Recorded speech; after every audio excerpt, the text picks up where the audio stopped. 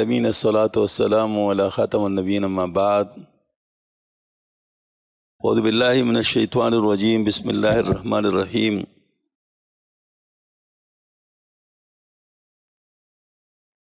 آج اتوار کا دن ہے اور اتوار کے دن بھی ہمارے ہاں مکتوبات شریف جو حضرت مجدد افسانی رحمۃ اللہ علیہ ہیں ان سے جو تعلیمات اخذ کیے گئے ہیں ان کی تعلیم ہوتی ہے۔ یہ انتہائی بابرکت تعلیم ہے اور اللہ جل شانہ نے امت مسلمہ کی مشکلات کو حل کرنے کے لیے جو حضرت مجدد افسانی رحمۃ اللہ علیہ کے قلم مبارک پر معارف القاء فرمائے ہیں، تو اگر ہم لوگ ان کو حاصل کر لیں گے تو ہمیں مفت میں بہت ساری چیزوں میں آسانی حاصل ہوگی۔ دفتر اول کے مکتوب نمبر 216 میں حضرت ارشاد فرماتے ہیں، ولایت سے مراد فنا اور بقا ہے۔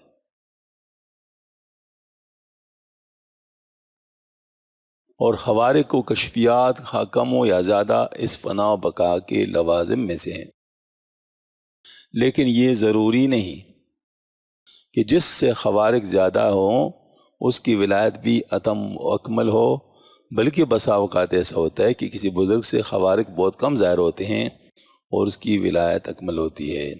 اور خوارق کے بکثرت ظاہر ہونے کا مدار دو چیزوں پر ہے، عروج کے وقت میں بہت زیادہ عروج کرنا اور نزول کے وقت میں بہت کم نیچے اترنا۔ بلکہ کثرت خوارق کے زور میں کلیہ قاعدہ قلت نزول یعنی بہت کم نزول کرنا ہے، خواہ وہ عروج کی جانب کسی بھی کیفیت سے ہو، کیونکہ صاحب نزول عالم اسباب میں اترتا ہے اور عشاء کے وجود کو اسباب سے وابستہ پاتا ہے اور مسبب الاسباب کے فعل کو اسباب کے پردے کے پیچھے دیکھتا ہے۔ جس شخص نے نزول نہیں کیا اور نزول کے اسباب تک نہیں پہنچا، اس کی نظر صرف مسبب الاسباب کے فعل پر ہوتا ہے، کیونکہ مسبب الاسباب کے فعل پر اس کی نظر ہونے کے باعث تمام اسباب اس کی نظر سے مرتفع ہو جاتے ہیں۔ پس حق سبحانہ و تعالیٰ ان میں سے ہر ایک کے ساتھ اس کے ظن کے موافق علیحدہ علیحدہ معاملہ کرتا ہے۔ اسباب کو دیکھنے والے کا کام اسباب پر ڈال دیتا ہے اور جو اسباب کو نہیں دیکھتا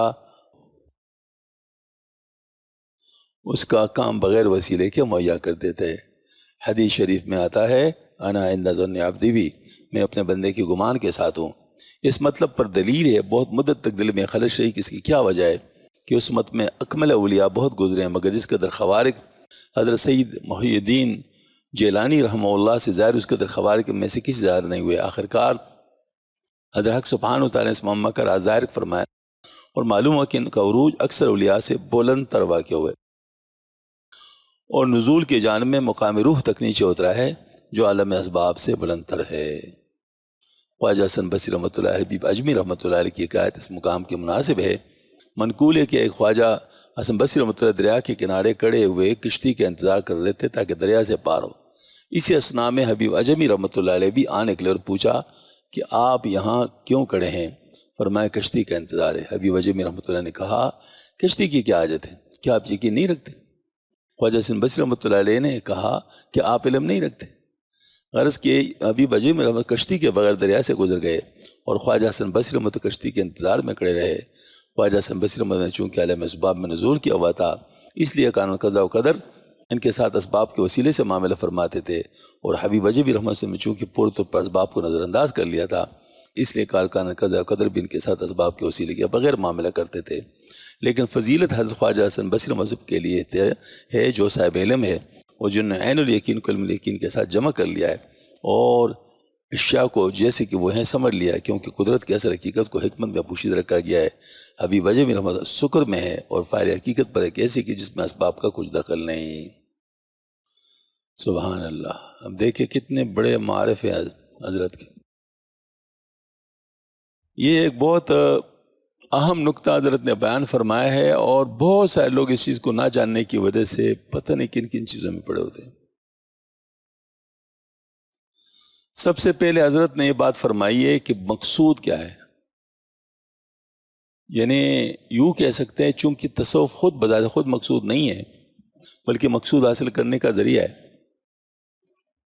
یعنی مطلوب تو شریعت پر عمل ہے، مطلوب تو شریعت پر عمل ہے، تو تصوف اور طریقت جو ہے اس عمل کو آسان کرنا ہے اور عقائد کو پختہ کرنا ہے، کیونکہ عقائد کا تعلق یقین کے ساتھ ہے، لہذا وہ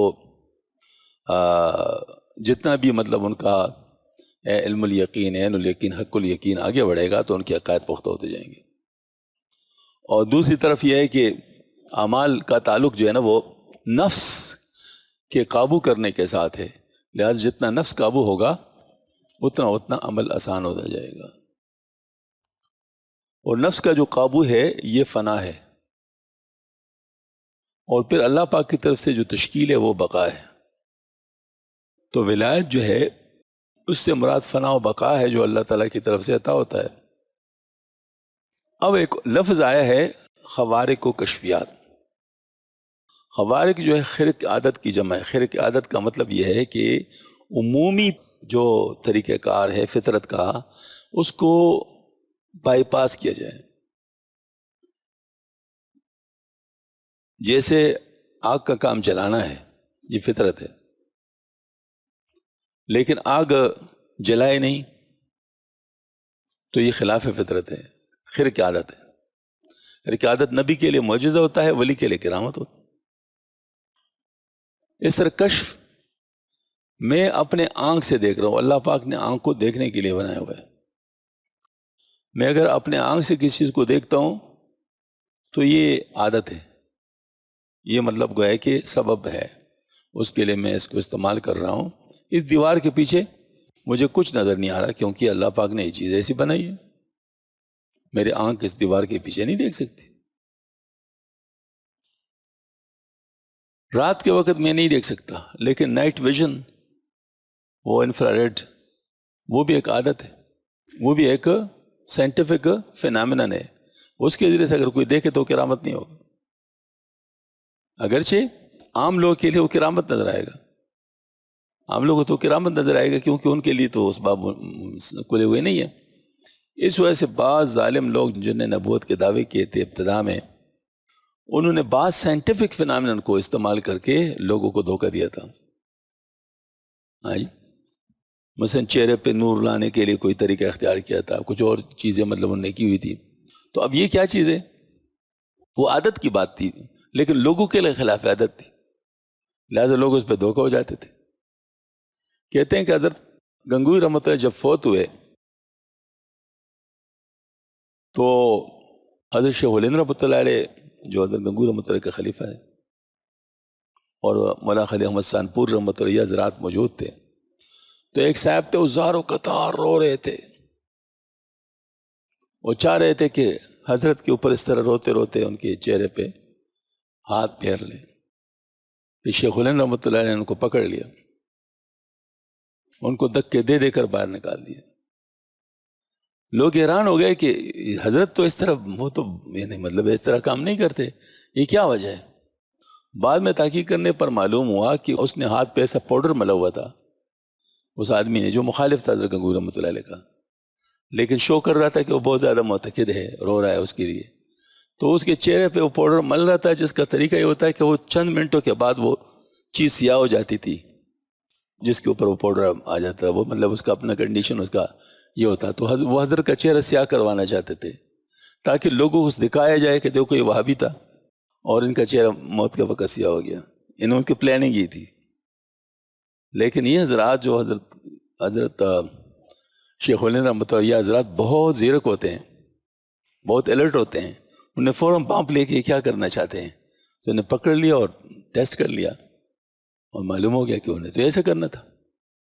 اب یہ چیز مطلب جو ہے نا یہ گویا کہ ایک عادت کی چیز ہے، ایک پروسیجر ہے، جیسے اپنی لتوتا جو بنتا ہے کاپر کو اور سلفیورک ایسڈ میں ڈالو تو کاپر کا تانبے کا رنگ بھی کیسا ہوتا ہے؟ سرخ نما ہوتا ہے، ہاں جی، اور سلفیورک ایسڈ بھی زردی مائل سرخ نما ہوتا ہے۔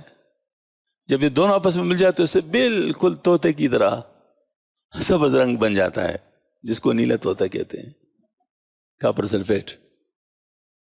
اب ظاہر مطلب ہے کہ یہ ایک فطرت کی بات ہے، مطلب اس میں کوئی ایسی بات نہیں ہے کہ وہ کوئی کرامت ہے کہ آپ نے دونوں مطلب چیز ملا دی تو یہ جو ہے نا بلکہ ہم لوگ جب ایف ایس سی میں ایکسپیریمنٹ کرتے ہیں تو بہت انٹرسٹ ہم لیتے تھے کہ ظاہر بڑی مزے کی چیزیں، نئی نئی چیزیں بن رہی ہیں ٹھیک، تو اس قسم کا ظاہر یہ چیزیں ہوتی ہیں، وہ جو بظاہر لگتی ہیں کہ یہ تو بڑی عجیب ہے، لیکن وہ عجیب کی بوجھ نہیں ہوتی، صرف یہ ہے کہ ہمیں اس کے یعنی طریقہ کار کھلا نہیں ہوتا ہمارے اوپر. تو خیر بہرحال یہ میں اس لیے عرض کرتا ہوں کہ کشفیات اور خوارق یہ عجائبات ہیں، اور یہ عجائبات ہو سکتی ہیں، لیکن یہ عجائبات مقصود نہیں ہے، لیکن ان عجائبات کا ہونا عین ممکن ہے تصوف کے راستے میں. ان چیزوں کو کہتے ہیں توابع، جس کو میں عرف عام کے مطابق کہہ سکتا ہوں سائیڈ ایفیکٹس. بھلے سائیڈ ایفیکٹس ہیں، یہ چیز ساتھ ہوگا. جیسے ہم مثال کے طور پر آپ کوئی دوائی کھا لیں تو آپ نے دوائی تو کھا لی ہے، مثال کے طور پر اینٹی الرجی میڈیسن ہے الرجی کو دور کرنے کے لیے، لیکن اس سے آپ کو نیند بھی آئے گی، تو اس وقت آپ کا نیند مقصود نہیں ہے، بلکہ آپ نہیں چاہتے کہ نیند آئے. جیسے گاڑی چلا رہے ہوں تو آپ چاہتے ہو کہ نیند آئے، آپ نہیں چاہتے ہوگے، لیکن آپ کو کہتے ہیں بھائی اگر آپ نہیں دوائی کھائے تو ڈرائیونگ نہیں کرنی، کیونکہ اس سے نیند آتی ہے اور آپ کی گاڑی کو ایکسیڈنٹ ہو سکتا ہے. تو آپ نہیں چاہتے ہو کہ مجھے نیند آئے، لیکن وہ آئے گی ساتھ. وہ دوائی کی خاصیت ہی ہے، اس کا سائیڈ ایفیکٹ یہ ہے. تو اسی طریقے سے جو خوارق ہیں یہ بزرگ نہیں چاہتے، کشفیات نہیں چاہتے، بلکہ ان سے دور بھاگتے ہیں، بلکہ ان کہتے ہیں کہ ان چیزوں کے ظہور پر ایسے پریشان ہوتے ہیں جیسے حائضہ عورت اپنے حیض کی خون کے نظر آنے پر پریشان ہوتی ہے. مطلب حائضہ عورت اپنے خون کو کبھی بھی ظاہر نہیں ہونے دینا چاہتی، یہ ان کے بہت ہی زیادہ یعنی جس کو کہتے ہیں نا وہ پردے کی چیز ہوتی ہے. لیکن یہ ہے کہ ظاہر چیز موجود تو ہے، ظاہر سے انکار تو نہیں کر سکتی، اور ہے رہے گا لیکن چھپائے گی. تو اسی طریقے سے یا یہ جو خوارق و کشفیات ہیں یہ بزرگ لوگ ظاہر نہیں کرنا چاہتے ہیں، بلکہ باتوں باتوں میں چھپا دیتے ہیں، آگے پیچھے کر دیتے ہیں تاکہ ظاہر نہ ہو، جتنا بس ان کا چلے تو کرتے ہیں. بعض دفعہ اللہ پاک خود ہی ظاہر کرنا چاہتے ہیں تو اس میں انسان کا کیا مطلب ہوتا ہے، وہ تو پھر انسان نہیں کچھ کر سکتا. لیکن بہرحال یہ ہے کہ یہ حضرات کوشش کرتے کہ ظاہر نہ ہو، لیکن عوام چاہتے ہیں کہ ہم سے کوئی کرامت ہو ہی جائے. تو دنیا ہے نا، یہ دنیا ہے نا، تو دنیا کے پیچھے پڑے ہوتے ہیں، تو دنیا مقصود ہے، تو ظاہر ہے ان کو پھر ترقی نہیں ہوتی، کیونکہ دنیا کی طالب جو ہے وہ کہتے ہیں دنیا جیفت، دنیا مردار ہے اور اس کے طلب کرنے والے کتے ہیں. تو جو ان چیزوں کے طالب ہوں گے تو ظاہر وہ دنیا دار ہے، وہ تو پھر تصوف میں ترقی نہیں کر سکتے، وہ تو ادھر اسی میں پڑے رہیں گے. اس وجہ سے ہمارے کافر بہت زیادہ اس میں الرٹ ہوتے ہیں. ذرا بر بھی کسی میں بھی اگر ذرا اس قسم کا جراثیم دیکھتے ہیں کہ بھئی ان کو ذرا اس چیزوں کی طرف طلب ہے تو خوب روک ڈوک کرتے ہیں، ڈانٹ ڈپٹ کرتے ہیں کس طریقے سے ان سے یہ چیز نکل جائے، مطلب اس طرف نہ آئے. یہ بہت مسئلہ ہے. لیکن جن لوگوں میں اس چیز کا خیال نہ ہو تو وہ پھر ان چیزوں میں پڑے رہتے ہیں. میں خود مفتی صاحب تشریف لائے تھے، مفتی مختار الدین شاہ صاحب دامت برکاتہم، تو یہاں پر ایک صاحب کے ساتھ ملنے کے لیے جانا تھا ہم نے ان کے ساتھ، تو وہاں گئے اسلام آباد میں. تو مفتی صاحب تو کہتے ہیں مفتی صاحب آج کل کے حالات کے بارے میں کیا کشف ہے. مفتی صاحب تو ان چیزوں سے دور، لیکن بہرحال ظاہر ہے ان کو تو طلب تھی. وہ خود بھی اس قسم کی باتیں بہت کرتے تھے، کشفیات کی باتیں بہت کرتے تھے. یہ ایک مرض ہے جس کو لگ جائے اللہ تعالیٰ ہر ایک کو بچائے، اور متعدی مرض بھی ہے، دوسروں کو بھی لگتا ہے. مطلب یہ ہے کہ اگر ایک کو ہو تو اس سے دوسروں کو بھی لگتا ہے. تو یہ ہے کہ اس سے اپنے آپ کو بچانا ہوتا ہے کہ کہیں مجھے نہ لگ جائے. ایسے لوگوں کے ساتھ بیٹھنا بھی نہیں چاہیے جن کو کشفیات کا مرض ہو. ہاں جی، مطلب ظاہر ہے کیوں یہ ایک خواہ ایک لت پڑ جاتی ہے عام آدمی جو ہے نا اسی میں. تو ہمارے شیخ مولانا شرف صاحب رحمۃ اللہ اتنے زیادہ اس میں الرٹ تھے کہ میں نے کچھ اپنا حال بتانا چاہا، کچھ درمیان میں کچھ ایسی باتیں آ گئی تھی تو حضرت نے فرمایا دور کرو راستے کے کھیل تماشے. یہی اصل میں تربیت ہے، تاکہ مطلب اس طرف کہیں ذہن بھی نہ جائے. ایک دفعہ حضرت تانویر احمد صاحب نے اپنا واقعہ خود بیان کیا ہے کہ میں نے اپنے استاد سے کہا، حضرت مولانا یعقوب نانوتوی رحمۃ اللہ، بہت علامہ حضرات میں سے تھے، بہت بڑے حضرات میں سے تھے، علوم کے لحاظ سے بہت بڑے تھے. تو میں نے پوچھا حضرت کہ کیا تسخیر کا عمل بھی ہوتا ہے؟ یہ عامل لوگ تو اس کے پیچھے پڑے ہوتے ہیں. ہاں جی، کیا تسخیر کا عمل بھی ہوتا ہے؟ حضرت نے فرمایا ہاں ہوتا ہے، اور میں جانتا ہوں اور سکھا بھی سکتا ہوں. بس مجھے صرف یہ بتاؤ کہ تم خدا بننے کے لیے ہو یا بندہ بننے کے لیے ہو. کہتے اس کا سن کر مجھے اتنی نفرت ہو گئی اس چیز سے کہ اب اس کا نام بھی نہیں سن سکتا. تسخیر کا عمل، یہ جو ہے عامل لوگ اس کے پیچھے پڑے ہوتے ہیں، کسی طریقے سے ان کو تسخیر کا عمل مل جائے اور یہ کیا جائے وہ کیا جائے. یہ جنات کو جو قابو کرنا ہوتا ہے، یقین جانے یہ بھی ان اعمال میں سے کچھ ایک حصہ ہے اس کا. کیونکہ یہ قابو کرنے سے مراد ہے کہ جن سے پھر بعد میں خدمت لی جاتی ہے. کیا آپ نے ان کو قابو کر لیا؟ اب وہ جو مثال کے تو جنات ہیں، ایک کافر جن ہے، کیا آپ اسے زبردستی کام لے سکتے ہیں؟ آخر وہ بھی ایک مکلف مخلوق ہے. آپ اسے زبردستی بغیر اجرت دیے، بغیر کسی، آپ ان سے کام لیتے تو یہ جرم نہیں تو اور کیا ہے؟ حضرت عمر رضی اللہ عنہ فرماتے تھے اللہ جل شانہ نے جن کو آزاد پیدا کیا، تم کون ان کو غلام بنانے والے ہو؟ وہ تاریخی فکر ہے حضرت کا، تم کون ان کو غلام بنانے والے؟ تو یہ مطلب ظاہر ہے اس قسم کا حرکتیں پھر کرتے پھر بھگتتے بھی ہیں. اس کی وجہ آپ کسی کو زبردستی غلام بنائیں گے تو مجھے بتاؤ کیا وہ آرام سے بنیں گے؟ وہ اپنا دفاع نہیں کریں گے؟ تو ان کو جو آتا ہوگا وہ اپنی دفاع کریں گے، تو اس میں پھر لوگ مارے بھی جاتے ہیں، نقصان بھی ہو جاتا ہے، پریشان بھی ہو جاتے ہیں، بلکہ اور تو چھوڑ، ان کے گھر والے پریشان ہوتے ہیں. ہاں جی، گھر والے پریشان ہوتے. ہمارے خالو تھے، انہوں نے بڑی مشقیں کی تھی، وہ بڑے با کمال عامل تھے لیکن تھے مخلص. اس کو دنیا کے لیے کبھی استعمال نہیں کیا. پروفیسر تھے، ضرورت بھی اس کو نہیں تھی، استعمال کبھی نہیں کیا، لیکن اس نے یہ مشقیں کی تھی اور واقعی بہت با کمال عامل تھے.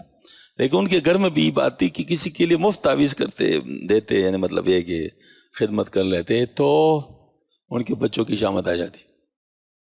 ہاں جی، اور میرے کزن چھوٹے چھوٹے جو مطلب ان کے جو ہے نا وہ اس میں وہ ہمارے گھروں میں وہ بالکل انفینٹ جو ہوتے ہیں نا اس کو گر کپڑا لپیٹتے ہیں، مطلب اس کو باندھتے ہیں، اس میں وہ طریقہ ان کا ہے. تو وہ اسی کپڑے میں ایک نیچے سیڑھیوں میں کوئی پڑا ہوتا تھا، کوئی نالی کے پاس پڑا ہوتا تھا، کوئی کیا مطلب یہ وہ یعنی مطلب آگے پیچھے ان کو کیا جاتا تھا. تو پھر وہ ہمارے خالہ کہتی تھی کہ پھر کچھ کیا ہوگا.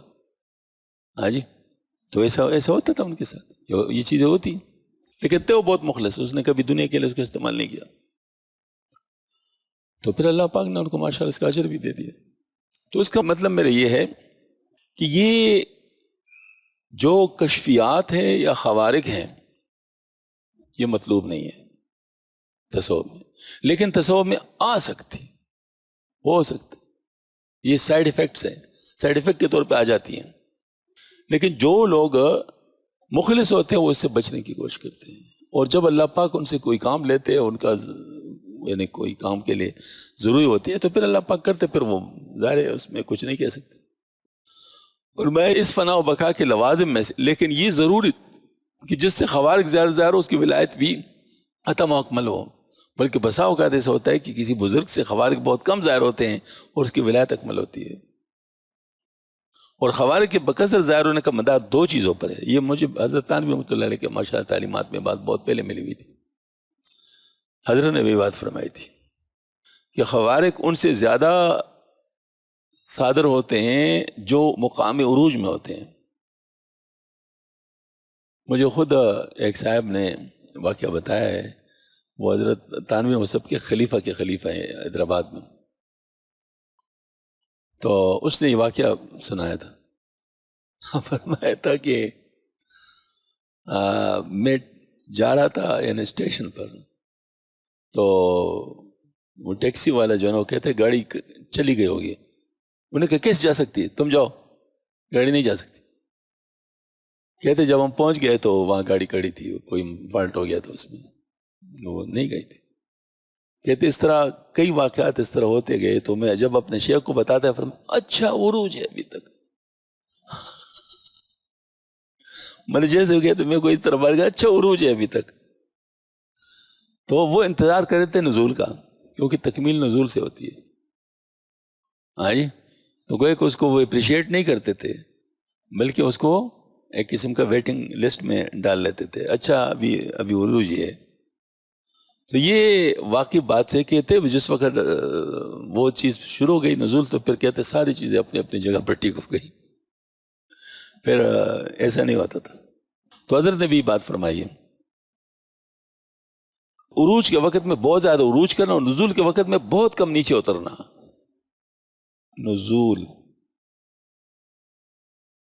نزول میں کیا ہوتا ہے اور عروج میں کیا ہوتا ہے؟ عروج میں انسان کی نظر اللہ پر ہوتی ہے، اسباب پر نہیں ہوتی. یعنی اسباب کو وہ اللہ تعالیٰ کے یعنی مسبب الاسباب کے سامنے بالکل کچھ بھی نہیں سمجھتے، اس کی نظر اللہ پر ہوتی ہے.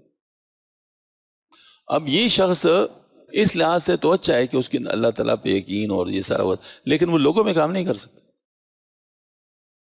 کیونکہ لوگوں میں کام کرنے کے لیے ضروری ہے کہ وہ لوگوں کے درمیان ان چیزوں کے ساتھ ہو جو لوگوں میں ہیں. یعنی جس کو ہم کہہ سکتے ہیں یعنی ایک ہی پیج پر، جس کو کہتے ہیں نا ایک ہی پیج پر ہے. ہاں جی، تو وہ پھر ان کے احساسات بھی سمجھ سکتے ہیں، ان کی تربیت بھی کر سکتے ہیں ان کے ساتھ. تو لوگ کے ساتھ پھر خلط ملط ان کو کیا جاتا ہے. بقا اس کو کہتے ہیں. فنا والی حالت اس میں ہے، یعنی اس عروج میں.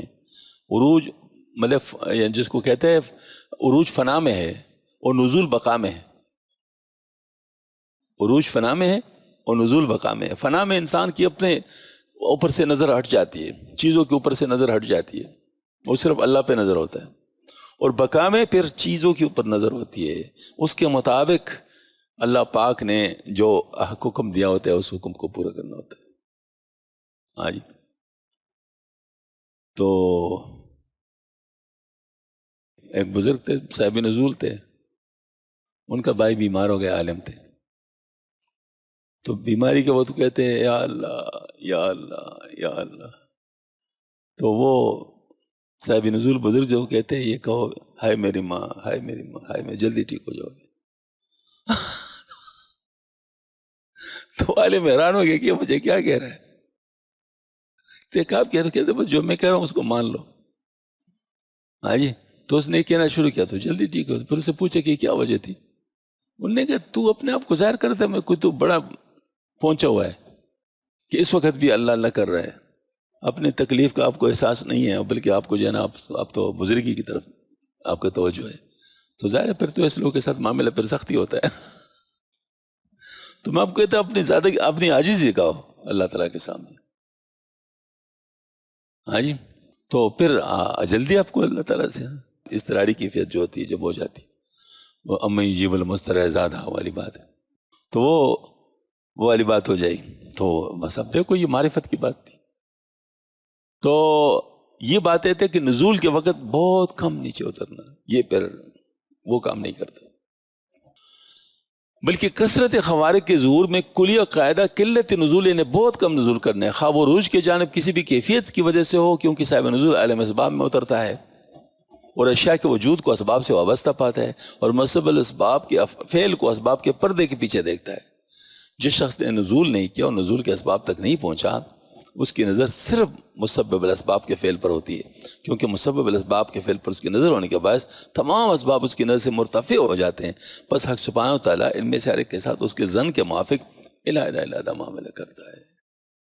اسباب کو دیکھنے والے کا کام اسباب پر ڈالتا ہے اور جو اسباب کو نہیں دیکھتا اس کا کام بغیر وسیلے کا مہیا کر دیتا ہے.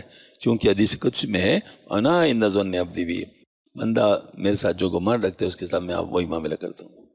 اس مطلب پر دلیل ہے. بہت مدت تک دل میں خرش رہی کہ اس کی کیا وجہ ہے کہ اس امت میں اکمل اولیاء بہت گزرے ہیں، مگر جس قدر خوارق حضرت شیخ محی الدین جیلانی رحمۃ اللہ علیہ سے ظاہر ہوئے اس قدر خوارق میں سے کسی ظاہر نہیں ہوئے. آخر کار حضرت سبحانہ تعالیٰ سے اس معمہ کا راز ظاہر کر دیا اور معلوم ہوا کہ ان کا عروج اکثر اولیاء سے بلندتر واقع ہوا ہے اور نزول کی جانب میں کام روح تک نیچے اترے ہیں جو عالم اسباب سے بلندتر ہے. مطلب یہ ہے کہ حضرت شیخ عبدالقادر جیلانی رحمۃ اللہ علیہ کا جو معاملہ ہے وہ یہ ہے کہ عالم بالغ کے ساتھ ان کا زیادہ ہوتا رابطہ تھا، یعنی عروج میں زیادہ تھے اور نزول میں کم اترے تھے، اس وجہ سے ان کے ہاں وہ کیا، اور یہ قادری سلسلے میں ابھی تک یہ چیز ہے، جو صحیح قادری بزرگ ہیں ان میں یہ چیز ابھی تک ہے کہ وہ ویسی طریقے سے بہت کچھ لیتے ہیں اور ان سے خوارق کا اظہار زیادہ ہوتا ہے۔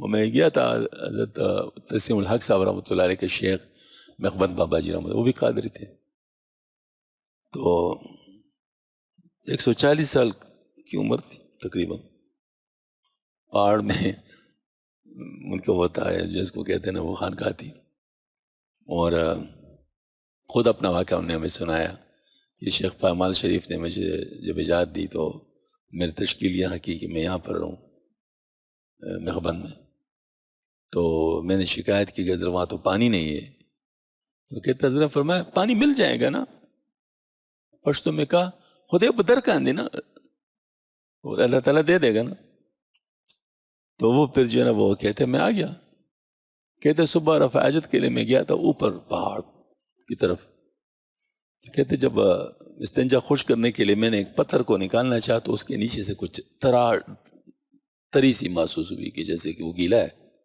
حالانکہ موسم خوش تھا، گیلا ہونے کا کوئی چانس نہیں تھا، تو کہتے میں نے اس جگہ کو پھر بعد میں کوریدا تھوڑا سا پانی سا کیچڑ سا بن گیا، پھر میں نے اور کوریدا تو تھوڑا سا پانی رسنا شروع ہو گیا، پھر میں نے اپنے لوگوں کو بتایا، کہتے وہ آئے نوجوان، انہوں نے کدال وغیرہ لیے تو کھودا تو چشمہ نکلا، وہ زبردست چشمہ نکلا، ہاں جی وہ چشمہ اس وقت بہ بھی رہا تھا جس وقت مطلب ہم تھے حضرت کے ساتھ، تو حضرت نے وہ چشمہ کا رخ اپنے خانقاہ کی طرف کیا تھا اور وہیں پر حوض بنایا ہوا تھا، اور حوض میں سے وضو بھی کرتے تھے، پانی بھی بھرتے تھے، سارا کچھ اس سے ہوتا تھا، ہاں جی، اور پھر وہی پانی ظاہر حوض سے نیچے پھر پہاڑ کے دامن میں جاتا تھا، تو وہاں باقاعدہ گھاٹ بن گیا تھا، اور جو گاؤں کی عورتیں تھیں وہاں سے پانی بھرتی تھی اور لوگ کپڑے وپڑے بھی دھونے کے لیے مطلب وہاں پر آ جاتے تھے، تو اللہ تعالیٰ نے وہ ایک نظام پورا بنا لیا، تو یہ کرامت تھی، اس میں کوئی شک نہیں، وہ کرامت تھی، اور حضرت کو بہت تیز کشف ہوتا تھا، بہت تیز کشف، وہ میں مطلب نظر آتا تھا نا، اس میں درمیان میں کوئی دوسری بات نہیں تھی، ہاں جی، وہ حضرت تسلیم الحق صاحب کو اس طرح گلے سے لگایا نا، ان کا تو خلیفہ تھے، تو میرے دل میں خواہش ہوئی کہ مجھے بھی اس طرح گلے سے لگائے، مجھے اس طرح اپنے دل میں باتیں نہ رکھو، اچھا میں نے کہا اچھا، پشتو میں پڑھ کے پاٹ کی ماں چوخا، اچھا وہ میں نے کہا اچھا کوئی بات نہیں ظاہر، وہ تو بات تھی، اب صبح کے وقت ہم بیٹھے ہوئے ہیں، میں ہوں، تسلیم الحق صاحب ہے اور مقبن بابا جی تین ہیں، اور مقبن بابا جی نے بڑے واقعات شروع کیے، اس طرح میرے ساتھ ہوا، اس طرح میرے ساتھ ہوا، اس طرح میرے ساتھ ہوا، اس طرح میرے ساتھ ہوا، وہ مجاہدات اور پورے لمبا چوڑا واقعات بیان کر رہے تھے، تسلیم الحق صاحب ذرا دور بیٹھے ہوئے تھے، انہوں نے کہا بابا جی کہ تمات ہوئے نزلہ سے مجاہدت نہ شم کولے، میں نے کہا مجھے کہتے میں یہ مجاہدت نہیں کر سکتا، تو ان سے فرمایا تجھے نہیں کہتا تو پھر کس کو کہہ رہے تھے، تو مجھے ہی کہہ رہے تھے، تین ہی تو تھے نا، تو وہ سارے واقعات بیان کر رہے تھے، وہ میرے جو گزرے تھے یا جو بھی اس طرح، اس تمام چیزیں وہ سب اس میں آ رہی تھی، بہت تیز کشف تھا اس کو، لیکن اب دیکھیں حضرت کیا فرما رہے ہیں، یہ مقصود نہیں ہے، یہ مقصود نہیں ہے، یہ راستے کی باتیں ہیں، بس ٹھیک ہے جی ہوتی ہیں، انکار نہ کرو، لیکن کیا ہمارے ساتھ بھی ہو جائے، نہیں بھائی اس کی خواہش نہ کرو، اس کی خواہش دنیا ہے، ہاں جی اس کی خواہش دنیا ہے، خواہش اس کو مانگو نہیں اللہ تعالیٰ سے، اللہ تعالیٰ آپ کو عالم اسباب کے ذریعے سے جو دے رہا ہے اس پر اللہ کا شکر ادا کرو، یہ اس کا بہت کرم ہے کہ آپ کو نارمل اسباب کے ذریعے سے مل رہا ہے، بہت خوش قسمتی ہے، کہ آپ کے ذہن سے بزرگی کا کنسیپٹ ہی نکالا ہے. یہ بہت اللہ کا کرم ہے آپ کے اوپر. ورنہ ان چیزوں میں پڑ جاؤ تو بس پھر مسئلہ ہے، اور اس سے نکلنا پھر بہت مشکل کام ہے. کتاب نکالنا اس میں بزرگی والی، پیغام محبت میں بزرگی کا. یہ ایک بزرگی ایک بہت بڑی بیماری ہے، اگر کسی کو لگ جائے تو اس سے بچنا پھر بڑا مشکل کام ہے. اس دور کے مجدد کے برکات ہے جی، اس دور کے حضرت تھانوی رحمۃ اللہ علیہ کے، انہوں نے یہ چیزیں اتنی صاف کی ہوئی ہیں کہ ہم لوگ اس کا شکر ادا نہیں کر سکتے. اللہ تعالیٰ نے حضرت کی برکت سے ہمارے ذہنوں سے یہ چیزیں نکالی ہوئی ہے کہ بھئی یہ بزرگی کے پیچھے نہیں پڑنا، نارمل زندگی گزارو. حضرت نے ایک دفعہ فرمایا بھئی دیکھو باتوں بزرگوں کی نہ کیا کرو، کیونکہ بزرگوں جیسا معاملہ اگر تمہارے سے کیا گیا تو چین بول لو گے. بس اپنے آپ کو عاجز سمجھو، عام لوگ سمجھو، تاکہ تمہارے ساتھ آسانی کا معاملہ ہو. اب دیکھو حدیث شریف میں ایک دعا ہے، خدا کی شان ہے، اللہ پاک وقت پہ ایک چیز دل میں ڈال لیتا ہے، ایسے پہلے ذہن میں کبھی اس طرف نہیں گیا. اللہ مواقعتاً کواقعۃ الولید، یا اللہ میں آپ سے ایسی حفاظت مانگتا ہوں جیسے بچے کی حفاظت ہوتی ہے. کیا بچہ بزرگ ہوتا ہے؟ لیکن حفاظت اس کی ہوتی ہے نہیں ہوتی؟ عاجز ہوتا ہے، کچھ نہیں کر سکتا. جب کچھ نہیں کر سکتا تو اللہ تعالیٰ اس کے مدد فرماتے ہیں. ہاں جی. تو یہی بات ہے کہ اگر جو اپنے آپ کو کمزور سمجھے، جو اپنے آپ کو کم سمجھے، تو وہ جو ہے نا وہ کیا ہے، وہ ماشاءاللہ یعنی اس کے لیے آسانی ہے. ورنہ پھر یہ ہے کہ اللہ پاک بچائے، اللہ پاک بچائے. خدا نہ خواستہ اگر کسی کو بزرگی کا وسوسہ آنا شروع ہو گیا تو ایک خطرناک وادی کے اندر داخل ہو گیا. یہ ہے بزرگی کی بیماری کے بارے میں. اس کو سنا بہت ہے مگر کیا ہے بزرگی، کتنے ہی سالکوں کی تمنا ہے بزرگی. کتنے لوگ ہیں جو بزرگی کے انتظار میں بیٹھے کب ہم بزرگ بنیں گے. ہاں جی. سچ مچ اگر ملے تو ہے یہ نور کا حالہ، جو جھوٹ سے سمجھے تو اندھیرا ہے بزرگی. سچ مچ اگر بزرگی ملے وہ اپنے آپ کو بزرگ نہیں سمجھتا. جو بزرگ ہے وہ اپنے آپ کو بزرگ نہیں سمجھتے، اور جو اپنے آپ کو بزرگ سمجھے وہ بیچارے اندھیرے میں مبتلا ہو گئے، اندھیرے میں بھٹک رہے ہیں. شیطان کے تیروں میں یہ زہریلا تیر ایک، اور نفس کے سفلپن کی ایک ادا ہے بزرگی.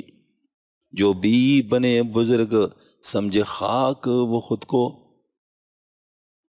جو بھی بزرگ بنتا ہے وہ اپنے آپ کو بالکل مٹی سمجھتا ہے. حضرت کاکا صاحب رحمۃ اللہ علیہ کتنے بڑے ولی اللہ تھے، لیکن وہ اپنے بیٹے سے کہہ رہے ہیں کہ بیٹا میں نے بزرگی بزرگوں کے لیے چھوڑی ہے، علم علماء کے حوالے کیا ہے، درویشی درویشوں کے لیے واگزار کی ہے. بس جو اللہ پاک نے ابدیت کا توق میرے گلے میں ڈالا ہے شریعت پر چلنے کا، بس میں چاہتا ہوں کہ موت تک یہ میرے گلے میں رہے. بس یہی میرا مقام ہے. دیکھو ہاں جی. اپنی ہی بزرگی کا ہو قائل وہ ہے محجوب، جو اپنی بزرگی کا قائل وہ محجوب ہے، حجاب میں. محبوب بنے جس کی بھی فنا ہے بزرگی. جو اپنے آپ کو بزرگ نہیں سمجھتا وہی اللہ کا محبوب بن جاتا ہے. خود پہ نظر ہو کیسے اگر یار دل میں ہو. اب وجہ بتایا جا رہے ہیں اپنے اوپر نظر کیسے آ سکتی ہے اگر اللہ کی محبت دل میں ہو. اپنے اوپر نظر ہی نہیں آئے گا. طالب نہ ہو تو دل کا تماشا ہے بزرگی، تاجیل اس کو شیخ سے کرے ہے بدگما. خط لکھتے ہیں نا حضرت کے وہ شیخ کے نام، اور انتظار میں کہ اس پر مجھے خلافت مل جائے گی. اب شیخ خاموش، تو یہ کہتے ہیں کمال ہے میرے بزرگی اس کو نظر ہی نہیں آ رہی. دیکھو میں تو ایسے کر رہا ہوں، میں تو تہجد بھی پڑھ رہا ہوں، میں تو یہ بھی کر رہا ہوں، میں تو یہ بھی کر رہا ہوں، پتہ نہیں کس طریقے سے یہ میرے کوئی چیز سمجھ ہی نہیں رہا. تو بدگما ہو گیا نہیں ہوا. تاجیل اس کو شیخ سے کرے ہے بدگما، راہی سلوک میں جس کی مدعائے بزرگی، ایک شیخ پہ اعتماد ہی اس کا علاج ہے، بیماری اگر کوئی سمجھتا ہے بزرگی۔ ایک یہ علاج ہے کہ اپنے شیخ پر اعتماد ہو، کہ جو کر رہا ہے ٹھیک کر رہا ہے، جو کر رہا ہے ٹھیک کر رہا ہے۔ شبیر اس کا فضل ہی مجھ کو بچائے گا، مہلک مرض بہت ہے یہ سنا ہے بزرگی۔ بڑی بہت ہی مہلک مرض ہے، اللہ نہ کرے کہ کوئی بھی اس میں مبتلا ہو جائے، ہڈی پسلی ایک ہو جاتی ہے۔ تو یہ ہے کہ حضرت نے فرمایا، خواجہ حسن بصری رحمۃ اللہ جمی قدسرہما کی حکایت اس مقام کے مناسب ہے، منقول ہے کہ ایک دفعہ خواجہ حسن بصری رحمۃ اللہ دریا کے کنارے کھڑے ہوئے انتظار کر رہے تھے۔ وہ جو آپ نے ایک دفعہ واقعہ بتایا تھا نا، وہ اس کے ملتا جلتا واقعہ ہے، تاکہ دریا سے پار ہو۔ اسی اسنا میں حبیب عجیمی رحمۃ اللہ علیہ بیان کے لیے پوچھا کہ آپ یہاں کیوں کھڑے ہیں؟ فرمایا کشتی کا انتظار ہے۔ حبیب عجیب نے فرمایا کشتی کی کیا حاجت ہے، کیا آپ یقین نہیں رکھتے؟ کیا آپ یقین نہیں رکھتے؟ حضرت خواجہ حسن بصری رحمۃ اللہ نے فرمایا کہ آپ علم نہیں رکھتے؟ غرض کہ حبیب اجمیر رحمۃ اللہ کشتی کے بغیر دریا سے گزر گئے اور خواجہ حسن بصری رحمۃ اللہ کشتی کے انتظار میں کھڑے رہے۔ خواجہ حسن بصری رحمۃ اللہ علیہ نے چونکہ عالم اسباب میں نزول کیا ہوا تھا، اس لیے کارکنان قضا و قدر ان کے ساتھ اسباب کے وسیلے سے معاملہ فرما رہے تھے، اور حبیب اجمی رحمۃ اللہ نے چونکہ پورے طور پر اسباب کو نظر انداز کر دیا تھا، اس لیے کارکنان قضا و قدر ان کے ساتھ اسباب کے وسیلے کے بغیر معاملہ فرما رہے تھے۔ لیکن فضیلت تو حضرت خواجہ حسن بصری رحمۃ اللہ علیہ کی تھی، جو صاحب علم ہے، اور جنہوں نے عین الیقین کو علم الیقین کے ساتھ جمع کر لیا تھا، اور اشیاء کو جیسی کہ وہ ہیں سمجھ لیا تھا، کیونکہ قدرت نے اصل حقیقت کو حکمت میں پوشیدہ کر رکھا ہے۔ ابھی وجہ میرا صاحب شکر ہیں، اور فائل حقیقت پر ایک ایسے نظر رکھتے ہیں جس میں اسباب کا کچھ عمل دخل نہیں ہوتا۔ تو یہ عقدہ کھل گیا کہ اصل میں کیوں وہ عالم، وہ تو انتظار میں تھا، اور وہ جس کو آپ کہہ رہے تھے کہ مطلب وہ جاہل والی بات، جاہل نہیں تھا، وہ شکر میں تھے، وہ شکر میں تھے۔ تو وہ جو ہے نا وہ ان کے اپنے اوپر نظر نہیں تھی، اور ان کے جو ہے نا مطلب اللہ پہ براہ راست اسباب پہ بھی نظر نہیں تھی، تو اللہ تعالیٰ کا معاملہ ان کے ساتھ تھا، کیونکہ فرمایا ہے انا عند ظن عبدی بھی، میں بندے کے گمان کے ساتھ جو میرے ساتھ وہ رکھتے۔ تو گویا کہ آج بہت بڑا علم عطا ہوا الحمدللہ، کہ یہ جو خوارق ہیں اور یہ جو کشفیات ہیں، ایک تو یہ مقصود نہیں ہے، لیکن ہوتے ہیں، انکار بھی نہیں، مطلوب نہیں ہے، سائیڈ ایفیکٹس ہیں۔ دوسری بات ہے کہ اللہ تعالیٰ ہر ایک کے ساتھ اس کے ظن کے مطابق معاملہ کرتا ہے۔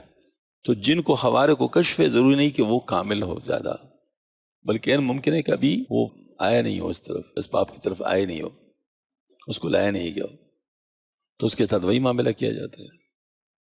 ہاں جی،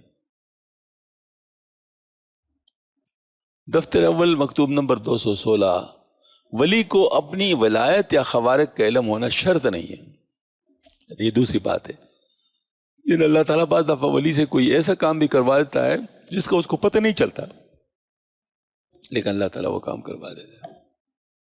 ہاں جی، یہاں ایک نقطہ ہے جس کو ذہن نشین کرنا نہایت ضروری ہوئی ہے، کہ جس طرح نفس ولایت حاصل ہونے میں ولی کو اپنے ولایت کا علم ہونا شرط نہیں، یعنی بہت سارے اولیاء ہیں جن کو اپنے ولی ہونا معلوم نہیں ہوتا، بلکہ بسا اوقات ایسا کہ لوگ کسی ولی سے اس کے خوارق نقل کرتے ہیں، حالانکہ اس کو ان کے خوارق کی نسبت بالکل اطلاع نہیں ہوتی۔ اور وہ اولیاء جو صاحب علم مکشف ہیں، ہو سکتا ہے کہ ان کو بھی اپنے بعض خوارق پر اطلاع حاصل نہ ہو، بلکہ ان کی صور امثالیہ، مثالی صورتوں کو قرآن قضاء و قدر متعدد مقامات پر ظاہر کر دیں، اور دور دراز مقامات پر عجیب و غریب امور ان صورتوں سے ظہور ملائے کہ جن کی انصاف صورت اولیاء کو ہرگز اطلاع نہ ہو سکتا ہو سکتا ہے ہو سکتا ہے۔ سلسلے کے برکات ہوتے ہیں، کہتے شیخ کا نظر آنا، یہ سلسلے کا نظر آنا نا خواب میں، شیخ کی فیض، مطلب شیخ ذریعہ ہوتے ہیں فیض کا، لہذا وہ صورت مثالی ان کی بنائی جاتی۔ تو ایک عامل تھے، عالم بھی تھے، عامل بھی تھے، ان کو اپنے استاذ نے کہا کہ چلا کوئی کر رہے تھے، جس نے مجھے خود سنایا، وہ خیر استاد جی نے اس کو کہا کہ آپ جائیں، میں آپ کے پیچھے آ رہا ہوں، آپ شروع کر لیں۔ اس نے جا کر دائرہ لگا دیا جیسے کہ طریقہ کار ہوتے ہیں عاملوں کا، اور اندر بیٹھ گیا، پڑھنا شروع کر لیا۔ ادھر استاد جی ٹریفک میں پھنس گئے۔ ظاہر ہے اسلام آباد کے ٹریفک کا کیا پتہ چلتا ہے؟ ہاں جی، وہ تو کسی وقت بھی اسلام آباد اور پنڈی کا ٹریفک رکاوٹ بن سکتا۔ استاد جی پھنس گئے، ادھر اس نے شروع کر لیا تھا، ادھر سامنے چیزیں آنی شروع ہو گئی، اور اتنی خطرناک صورتوں میں آنی شروع ہو گئی کہ وہ کہتا ہے کہ میں اتنا ڈر گیا کہ قریب تک کہ میں بھاگ جاتا، اور وہی جو چاہتے ہیں وہ لوگ کہ اپنے دائرے سے باہر چلے، دائرے سے باہر جائیں اور بس پھر سب کچھ ختم۔ ان کا تو طریقہ یہ ہوتا ہے۔ تو کہتے جب میں باہر جانے کا ارادہ کیا تو کہتے سامنے والی دیوار ہٹ گئی اور آپ آئے اور آپ نے مجھے کہا خبردار جو یہاں سے ہلے۔ کہتے میں نے کہا اچھا شکر ہے الحمدللہ میں اکیلے نہیں ہوں، استاد جی تو نہیں ہے لیکن شیخ ہے۔ ہاں جی، کہتے میں آرام سے بیٹھ گیا، تھوڑی دیر بعد استاد جی بھی پہنچ گئے۔ مجھے کہا ہے، میں نے کہا مجھے تو پتہ بھی نہیں مجھے تو پتہ بھی نہیں کہ آپ اگر نہ بتا دیں تو مجھے کیا علم تھا۔ اب اللہ پاک نے سلسلے کی برکت سے اس کو بچانا تھا، تو اس میں ہمارا کیا کمال تھا؟ ہمیں کیا پتا، ہمیں تو کوئی پتہ نہیں۔ اس طرح کئی حضرات اس قسم کی باتیں کرتے ہیں، لیکن مجھے خود پتہ ہے کہ میں تو ہوتا ہی نہیں ہوں، مجھے تو پتہ ہے کہ میں تو اس میں نہیں تھا۔ تو اللہ پاک اگر کسی کی مدد کرنا چاہے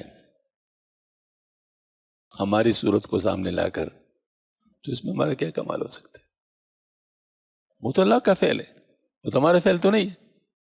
اللہ تعالیٰ کسی کا بھی صورت بھی استعمال کر سکتے، آواز بھی استعمال کر سکتا ہے۔ کسی کو آواز آ جائے، ایک آیت ہے نا اس طرح بھی ہوا تھا، مولانا عبد الرحمن صاحب دامت برکاتہ رحمۃ اللہ علیہ، ان کے خاندان کے لوگ جو بٹگرام میں تو زلزلہ جو آیا ہوتا بہت خطرناک، میں تو ادھر تھا ہی نہیں، میں تو مدینہ منورہ میں تھا۔ تو کہتے ہیں ٹیلی فون آیا، ٹیلی فون پہ ان کے گھر والے اللہ ان کو بتایا تھا، تو کہتے ہیں کہ فون آیا شاہ صاحب کا، شاہ صاحب نے کہا کہ فوراً گھر سے نکلو۔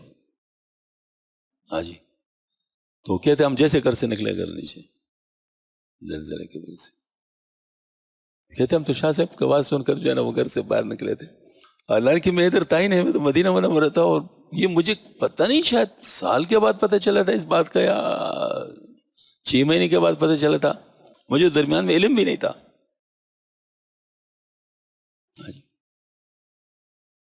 اس طرح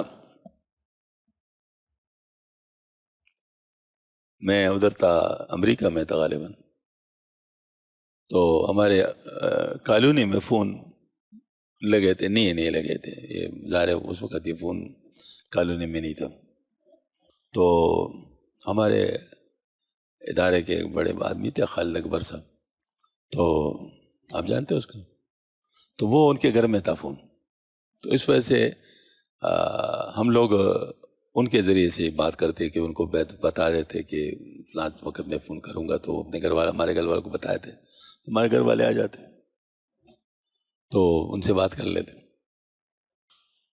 تو کہتے ہیں ایک دفعہ آندھی کی وجہ سے ٹیلی فون کی تاریں کٹ گئی تھی، اور کہتے ہیں جہاں نہیں امریکہ میں نہیں، سوری وہ جرمنی کی بات، جرمنی سے کہتے ہیں کہ گھنٹی بجی، میں نے کہا بھائی ٹیلی فون ٹھیک ہو گیا؟ کہتے ٹیلی فون جس وقت اٹھایا تو شاہ صاحب، ہاں جی آپ تھے، تو آپ نے پوچھا کیا چاند نظر آ گیا ہے؟ تو میں نے کہا کہ ہاں نظر آ گیا، اور پھر بند ہو گیا ٹیلی فون۔ دیکھا تو ٹیلی فون ایسے کیسا تھا، پتہ نہیں اس وقت ہوا نے تاروں کو بھی لگایا ہوا تھا، کس طریقے سے لگایا ہوا تھا۔ کہ تو میں جب واپس آیا تو دیکھا کہ والد اکبر صاحب کے ساتھ تسبیح بھی ہے اور نماز بھی پڑھ رہا ہے۔ میں نے کہا ماشاءاللہ یہ تو بڑا اچھا ہے۔ کہتے یار آپ کے ٹیلی فون نے تو کرایا ہے سارا کچھ۔ میں نے کہا میرے ٹیلی فون نے کیسے کرایا؟ کہتے میں نے کہا کمال ہے یار، یہ کیسے ہو سکتا ہے؟ ایک خراب ٹیلی فون کو اسی وقت جوڑ لیا، جب بات ہو گئی تو بس پھر اس کے بعد وہی کا وہی، اس کے بعد کچھ بھی نہیں تھا۔ تو اس طرح یہ سب اللہ تعالیٰ کرتے، اس میں مجھے بتاؤ میرا کون سا کمال ہے؟ کیا میں یہ کر سکتا تھا؟ میں تو نہیں کر سکتا، اور مجھے پتہ بھی نہیں تھا کہ اس کے ساتھ یہ ہو رہا ہے۔ یا تو یہ تو مجھے تو بعد میں آنے کے بعد پتہ چلتا ہے نا کہ ان کے ساتھ یہ معاملہ وہ خود بتا رہا ہے، ورنہ مجھے تو علم بھی نہیں تھا. تو اس قسم کی باتیں ہوتی ہیں، لیکن یہ کیا ہے؟ یہ من جانب اللہ ہوتی ہے. اس میں آپ درمیان میں کہیں نہیں ہے، آپ درمیان میں کہیں بھی نہیں ہے. اللہ پاک کی دین ہے. اللہ پاک چاہے تو آپ کے لیے زہر کو دوائی بنا دے، اللہ پاک چاہے تو دوائی کو زہر بنا دے. وہ تمام چیزوں پہ قادر ہے، لیکن آپ نے زہر کو زہر سمجھنا ہے، دوائی کو دوائی سمجھنا. آپ نے زہر کو دوائی سمجھ کے نہیں کھانا، کہو گے تو ذمہ دار ہیں. ہاں جی.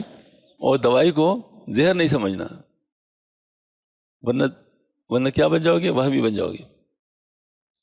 پھر ہر وقت پریشان ہو گیا نا، پتہ نہیں زہر نہ ہو. ہاں، اس قسم کی باتیں تو پھر ہوتی ہے نا.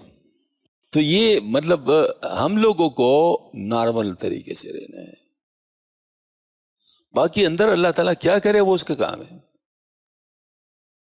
اس میں ہم لوگ کچھ بھی نہیں کہہ سکتے. ہمارا کوئی اس کے اوپر کنٹرول نہیں ہے، کوئی اس کے بارے میں ہمارا کوئی وہ نہیں ہے. ہم نے دعا کرنی ہے. دعا مسلمان کا کام ہے. ادعونی استجب لکم. پھر اللہ پاک دعا سے ہمارا کام کرا دے، اسباب کے ذریعے سے کام کرا دے، جس ذریعے سے بھی کام کرے اس کا کام ہے. ڈاکٹر فدا صاحب نے مجھے کل رزلٹ نکلنا تھا اور مجھے کہا کہ دعا اب بھی کرو، ممکن ہے اسی وقت تمہارا کام بن جائے. دعا کسی وقت نہ چھوڑنا. جناب کے ذہن میں یہ آ سکتا ہے نا کہ وہ بھائی ابھی تو سارا رزلٹ تیار ہو چکا ہوگا، صرف اناؤنس ہونا ہوگا، یہ ہوگا وہ ہوگا. کہتے نہیں، کچھ کا کچھ ہو سکتا ہے، کچھ کا کچھ ہو سکتا ہے، کچھ بھی ہو سکتا ہے، اس میں کوئی بات نہیں. تو یہ مطلب یہ ظاہر دعا کے لیے ہمیں کوئی وہ نہیں. دعا کے لیے ہمیں اللہ پر نظر کرنی چاہیے. بلکہ وہ والی بات جیسے کرامات جن وجہ سے ہوتی ہے نا، خوارق، وہ اللہ پہ نظر کرنے کی وجہ سے ہوتی ہے نا. مطلب اللہ کے اوپر نظر ہو، مخلوق پہ نظر نہ ہو، تو پھر وہ ہوتی ہے. تو دعا کے وقت کرامت کے لیے نہیں، دعا کے وقت طریقہ یہ ہے کہ آپ اللہ جل شانہ کی قدرتوں کو سامنے رکھ کر دعا کریں. لیکن اسباب اختیار کرتے وقت آپ نے اسباب کو دیکھنا ہے. تو اس چیز کو حضرت مولانا روم رحمۃ اللہ علیہ نے بڑا کھولا ہے. سبحان اللہ. پورا ایک بیان ہمارا اس پر ہے الحمدللہ، مولانا روم میں. اس میں حضرت نے یہ بات فرمائی ہے کہ جو انبیاء ہوتے ہیں وہ جس وقت یعنی اسباب اختیار کرتے تو ایسے لگتے جیسے دہری ہیں، یعنی اسباب کا اتنا خیال رکھتے ہیں. اور جس وقت دعا مانگتے تو ایسے ہیں جیسے اسباب کو خیال ہی میں نہیں رکھ رہے کہ اسباب بھی کچھ چیز ہوتی ہے. ہاں جی. ان کو پھر یہ مطلب نظر ہی نہیں آتا کہ ان کا اسباب بھی کوئی وہ ہے، کیونکہ اس وقت ان کی نظر اللہ پہ ہوتی ہے. دعا مانگتے وقت وہ ان کا اسباب سے نظر ہٹ جاتی ہے. اور جس وقت وہ اسباب اختیار کرتے ہیں ان کی پھر اسباب پر ہی نظر ہوتی ہے، کیونکہ اللہ جل شانہ کا ادب ہے یہ، کیونکہ اسباب اللہ نے پیدا کیے، تو تم کیسے اس کو اگنور کر سکتے ہو؟ حضرت شیخ عبد القادر جیلانی مصحف کا تو حضرت نے بتا دیا نا کہ وہ تو خود سابقہ خوارق تھے. ایک دفعہ تقریر کر رہے تھے، بیان فرما رہے تھے اور یکدم رک گئے. تھوڑی دیر کے بعد پھر بیان شروع کیا.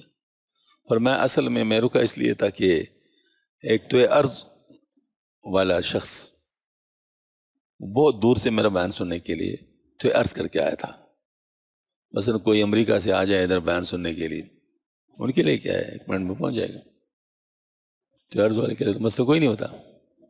تو پہنچ گیا. تو حضرت شیخ عبد القادر جیلانی نے فرمایا کہ میں نے اسے کہا اللہ پاک نے یہ پیر کس لیے دیے ہیں؟ یہ مطلب جو ہے نا مسافت طے کرنے کے لیے. جاؤ واپس جاؤ اور صحیح پیروں کے ساتھ آؤ، اس طریقے سے نہ آؤ. تو میں نے ان کو واپس بھیج دیا. تو یہ جو چیز ہے مطلب یہ ہے کہ اس کو واقعی ہم لوگوں کو ذہن میں رکھنا ہے کہ اسباب کو اختیار کرو.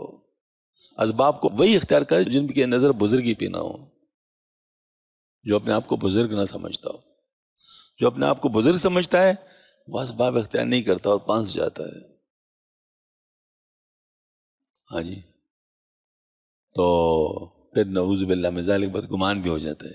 بعض دفعہ ایمان تک کو خطرہ ہو جاتا ہے مطلب اس قسم کی حال میں، کیونکہ ظاہر ہے اللہ پاک سے ایسا وہ رکھتا ہے کہ وہ جو ہے نا مطلب اس کے لیے اللہ نے وہ منظور نہیں کیا ہوتا، نتیجتاً یہ بدگمان ہو جاتا ہے کہ اللہ میرا نہیں سنتا. بھائی تو ظاہر ہے اپنے ہاتھ کو دیکھو، کیوں اس قسم کی بات سوچ رہے ہو؟ ہاں جی. تو یہ اس کی بات ہے. اور دوسرے مقامات پر عجیب و غریب ان صورتوں سے ظہور میں لائے کہ جن کی انصافی صورت اولیاء کو ہرگز اطلاع نہ ہو. ازما و شما بہانہ برساخت ان، بہانہ ہم سے تم سے ہے بنایا. حضرت مخدومہ قبلہ گائی خواجہ باقی باللہ رحمۃ اللہ فرمایا کرتے تھے کہ ایک بزرگ کہتے ہیں کہ عجب معاملہ ہے کہ لوگ اطراف و جوانب سے میرے پاس آتے ہیں، بعض کہتے ہیں کہ ہم نے آپ کو مکہ مکرمہ میں دیکھا ہے اور موسم حج میں حاضر پایا ہے، بلکہ ہم نے آپ کے ساتھ مل کر حج کیا ہے، اور بعض کہتے ہیں کہ ہم نے آپ کو بغداد میں دیکھا تھا اور اپنی دوستی کا اظہار کرتے، حالانکہ میں اپنے گھر سے باہر نہیں نکلا ہوں. وہ نہیں کبھی اس قسم کے آدمیوں کو دیکھا ہے. کتنی بڑی تہمت ہے جو ناحق مجھ پر لگاتے ہیں. واللہ عالم بحقائق الامور کلھا، سب کاموں کی حقیقت کو اللہ تعالیٰ ہی جانتا ہے. اس سے زیادہ لکھنا طول کلامی ہے. ہاں اگر آپ کی طلب و پیاس زیادہ معلوم ہے تو بہت جلد اس سے زیادہ لکھا جائے گا انشاءاللہ تعالی. بات سمجھ میں آ رہی؟ مطلب یہ معرف یعنی مطلب اس کو جو ہے نا، اس کو کہتے ہیں نا کیسے آنکھیں کھول رہے ہیں. اب دیکھو حضرت مجدد صاحب تو یہ چیزیں فرما رہے ہیں، اور آج کل نقشبندی حضرات اپنے آپ کو کیا سمجھ رہے ہیں، کن چیزوں پہ پڑ گئے. ہاں جی. یہ سب بزرگی کی باتیں آج کل مسائل ہیں بہت زیادہ ہیں. اللہ مجھے معاف کر دے، میں کیا کہوں. اللہ اکبر. اب دیکھیں دفتر اول مکتوب نمبر 216 ہی میں، یعنی وہ ابھی جو گزرا ہے، فرماتے ہیں اولیاء اللہ کے بعض کشف غلط واقع ہوتے ہیں. زبردست پوسٹ مارٹم ہے. اگر سوال کرے کہ کیا سبب ہے کہ بعض کشوف کونی جو اولیاء اللہ سے صادر ہوتے ہیں ان میں غلطی واقع ہو جاتی ہے، ان کے خلاف ظہور میں آتا ہے. مثلا خبر دی گئی کہ فلاں شخص 1 ماہ کے بعد مر جائے گا یا سفر سے وطن واپس آئے، لیکن اتفاقاً 1 ماہ بعد ان دونوں کی باتوں میں کوئی بھی بات واقع نہیں ہوتی. تو اس کا جواب ہے کہ جس چیز کے متعلق کشف ہوا ہے اور جس کی بات کی خبر دی گئی تھی اس کا حاصل ہونا چند شرائط پر مشروط تھا. صاحب کشف نے اس وقت ان شرائط کی تفصیل پر اطلاع نہیں پائی اور اس چیز کے متعلق مطلق طور پر حاصل ہونے کا حکم فرمایا. یا یہ وجہ ہے کہ لوح محفوظ کے احکام میں سے کوئی ایسا حکم عارف پر ظاہر ہوا ہو کہ وہ فی نفسی محو اس بات کے قابل ہے اور قضاء معلق کی قسم سے. ہاں جی. لیکن اس عارف کو اس حکم کے معلق ہونے کے، ان کے محو ہونے کے قابل ہونے کے متعلق کچھ خبر نہیں ہے. اس صورت میں اگر وہ اپنے علم کے مطابق حکم کرے تو اس میں ضروری خلاف ہونے کا احتمال ہوگا. یہ ایک بات بہت عجیب ہے. حضرت نے فرمایا کہ اولیاء اللہ کے بعض کشف غلط ہوتے ہیں. میری نظر 6/6 ہے. ٹھیک ہے، مثلا میں سے مثال دے رہا ہوں، میں 6/6 ہے نہیں، ورنہ میرے اینک میں نے کیوں لگائی. میری نظر اگر 6/6 ہے اور میں دور ایک چیز ہے اس کو دیکھ رہا ہوں اور میں سمجھ جاتا ہوں کہ یہ تو فلاں چیز ہے، اور وہ قریب جا کر میں دیکھتا ہوں کہ وہ چیز نہیں ہے، تو دوسری چیز ہے. اب اس میں غلطی کون سی ہے؟ کیا میرے نظر کی غلطی ہے؟ نظر کی غلطی، نظر تو میرے بالکل 6/6 ہے، لیکن میرے سمجھ کی غلطی ہے. میں نے جو اندازہ لگایا وہ اس میرے علم کے مطابق جو اس سے وہ چیز بن سکتی تھی اس کے مطابق اندازہ لگایا. اگر اس اندازے لگانے میں غلطی ہوئی تو نظر کی غلطی نہیں تھی، وہ اس اندازے کی غلطی تھی. سمجھ میں آ گئی نا بات؟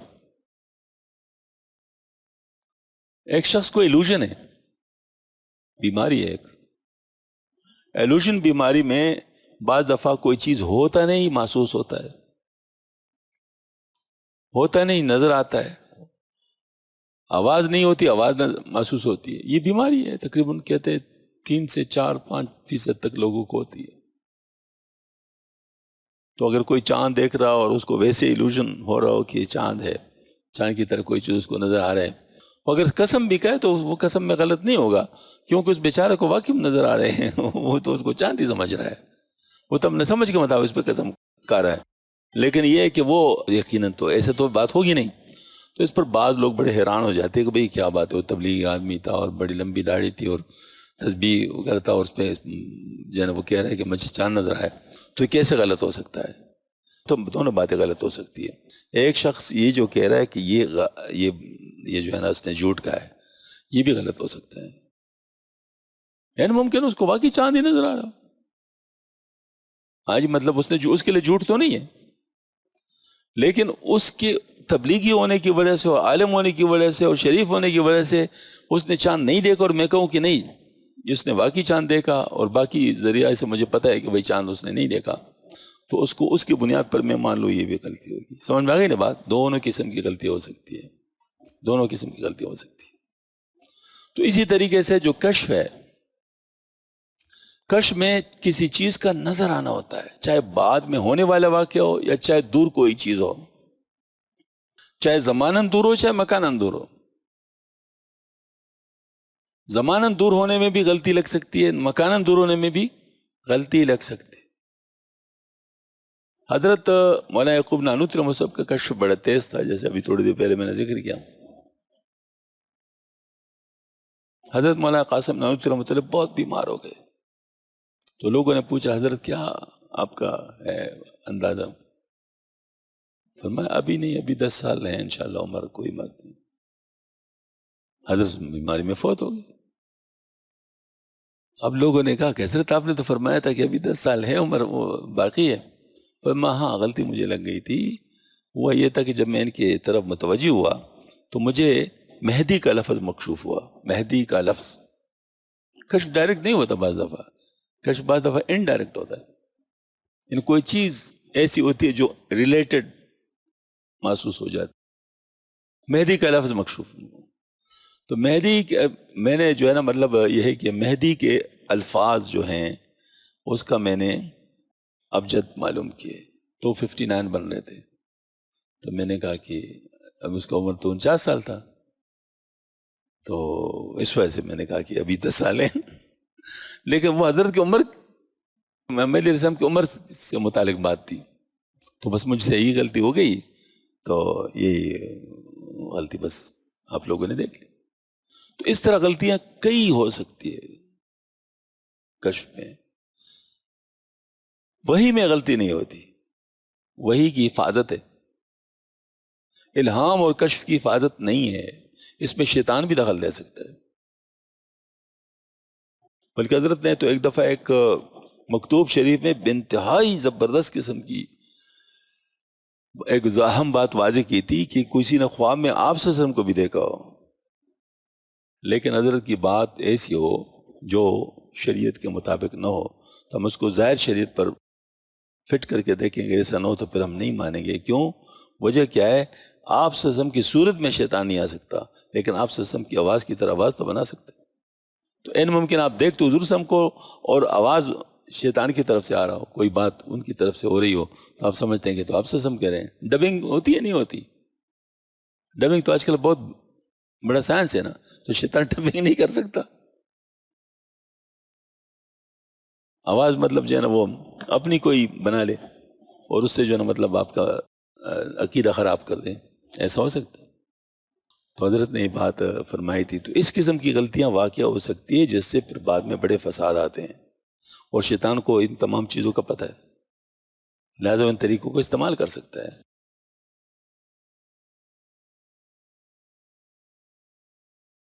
دفتر دوم مکتوب نمبر 92 میں ارشاد فرماتے ہیں خوارق و کرامات کا ظہور ولایت کی شرط نہیں ہے. فرمایا جان لے کہ خوارق و کرامات کا ظہور ولایت کے لیے شرط نہیں ہے. جس طرح علماء خوارق و مالت کے اصول کے لیے مکلف نہیں، اس طرح اولیاء بھی خوارق کے ظہور کے مکلف نہیں ہیں، کیونکہ ولایت سے مراد قرب الہی جل شانو ہے، جو نسیان ما سوا کے بعد حق جل شانو اپنے اولیاء کو عنایت فرماتا ہے. بعض کو ایک قرب عطا فرماتے ہیں، اس کو غیبات حالات کی کوئی اطلاع نہیں دیتے، اور بعض کو ایک قرب بھی عطا کر دیتے ہیں، ان مغیبات پر بھی اطلاع بخش دیتے ہیں. یہ تیسرا شخص اہل استدراج سے ہے کہ جس کو نفس کی صفائی نے اس کو مغیبات کے کشف میں مبتلا کر کے گمراہی میں ڈال دیا ہے. آیہ کریمہ وَيَحْسَبُونَ أَنَّهُمْ عَلَى شَيْءٍ أَلَا إِنَّهُمْ هُمُ الْكَاذِبُونَ اسْتَحْوَذَ عَلَيْهِمُ الشَّيْطَانُ فَأَنسَاهُمْ ذِكْرَ اللَّهِ أُولَئِكَ حِزْبُ الشَّيْطَانِ أَلَا إِنَّ حِزْبَ الشَّيْطَانِ هُمُ الْخَاسِرُونَ. وآخر دعوانا الحمد لله رب العالمين.